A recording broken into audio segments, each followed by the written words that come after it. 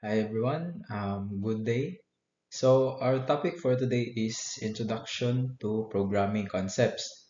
Sa atong overview ani niya guys, basa ko na ako sa fan. Overview of basic programming concepts including syntax, semantics, languages, variables, data types, and IDEs. So bali guys, sa atong ang makaver sa atong introduction sa programming concept na to ron kay ang syntax, semantics, languages, variables, data types, and IDEs.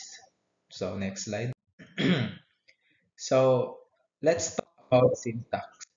So, what is syntax ba? In English, syntax refers to the set of rules that define the structure of code. Examples, including correct use of punctuation, keywords, and indentation. Sa next, syntax errors prevent code from running. So, ang number one na to, diri is, kaning, ang syntax ko no kay, nag-refer ko no siya o kanang set of rules nga, nag-define sa structure sa imong code.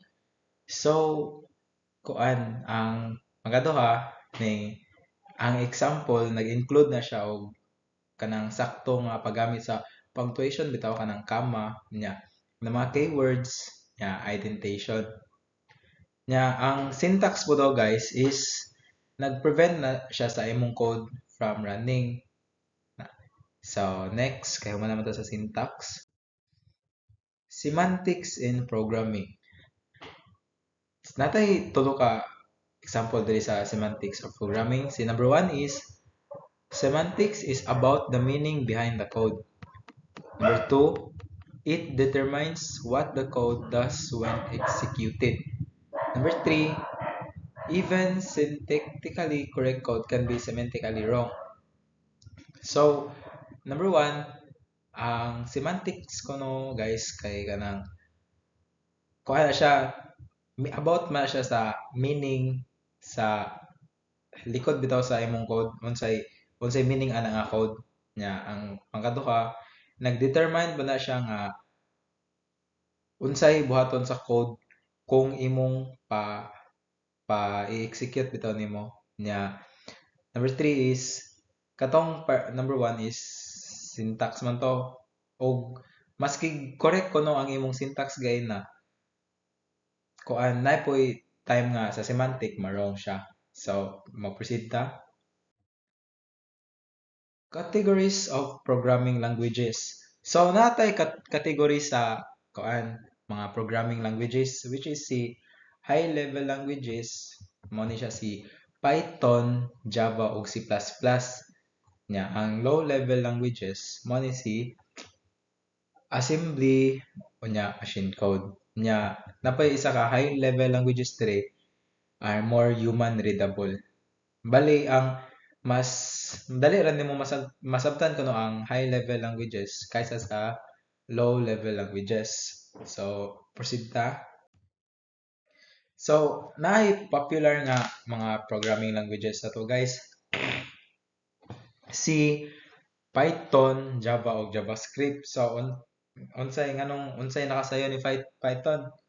Mo ni ang nakasayon diri kay na siya easy syntax niya widely used pud siya kanang daghay nagamit na sa iya ba kaning Python. So proceed na ni Java. Si Java enterprise and Android development daw na siya. Nya si JavaScript essential for web development. So next, understanding variables. Mo na need po din siya para sa programming na to guys nga kasabot ka unsa imong gipang type dira. So understanding variables sa example number one, variables are named containers for data. Example kani x is equals to 10 nya variables make code dynamic and flexible. Bali kanang pag nako na kay variable mahimo na siya og kan imong code nga dynamic unya flexible. Sa common data types na to guys si integer which is the whole number nya float decimal numbers na mga example nya si string text hello anana. Si Boolean mo ni siya ang true or false. So, what is an IDE? Sa next topic na ni, unsa ni si IDE? IDE stands for Integrated Development Environment. Pangaduha, combines tools for writing, testing, and debugging code. Yan, pangatlo, enhances developer productivity. So, si IDE daw guys, kanang mo na siya ang mag-combine sa mga tool para sa pagsulat niya, writing niya, testing niya, kanang debugging bitaw para ma-run imong code. So, mo ni siya si IDE. So, ang popular nga IDE nato guys, si Koan, Visual Studio Code, lightweight, supports many languages. Nya, si PyCharm, specialized for Python. Nya, si Eclipse, commonly used for Java development.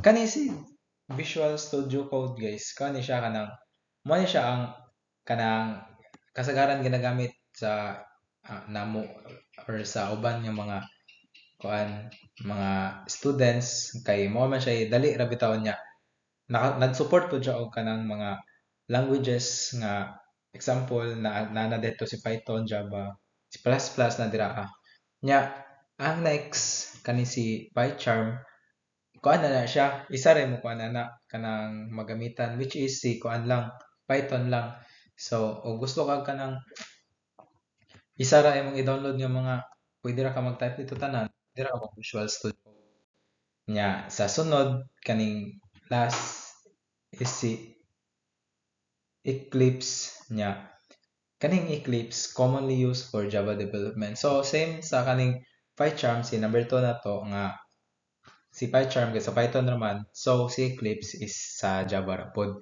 more na siya pero highly recommended ang Visual Studio Code guys nya so conclusion sa atong topic karon guys kaning mastering syntax and semantics is crucial so kanang og i-master kuno nimo si syntax og semantics guys crucial na siya sa imong pag kanang code nya number 2 choosing the right language and IDE enhances development so ang kuan gay na katong magpili ka og kanang imong gusto ihasa bitaw nga mga programming languages which is ang common example na is si Java o Python. Magpili ka sa ila duha og kinsa imong hasaon sa ilaha bitaw para kanang kanang dili bitaw ka daghan og kanang kanan kay para okay man siya og daghan og nahibawan pero mas nindot gyud og kanang nakay na master or ma-master nimo tanan. Nya last is si understanding variables and data types build solid programming logic. So o masabtan kun nimo ang mga variables guys o nya mga data types niya maka makabuhat na siya og kanang solid bitaw nga programming logic nga kanang mas masabtan pa nimo ang imong kuan imong code unsa imong ipangbuhat dira sa imong kuan sa example nagbuhat ka sa katong Visual Studio mas magets nimo tanan bitaw unsa imong gipang type dira o nakagets ka sa variable ano yan yung mga data types so that's all sa atong first topic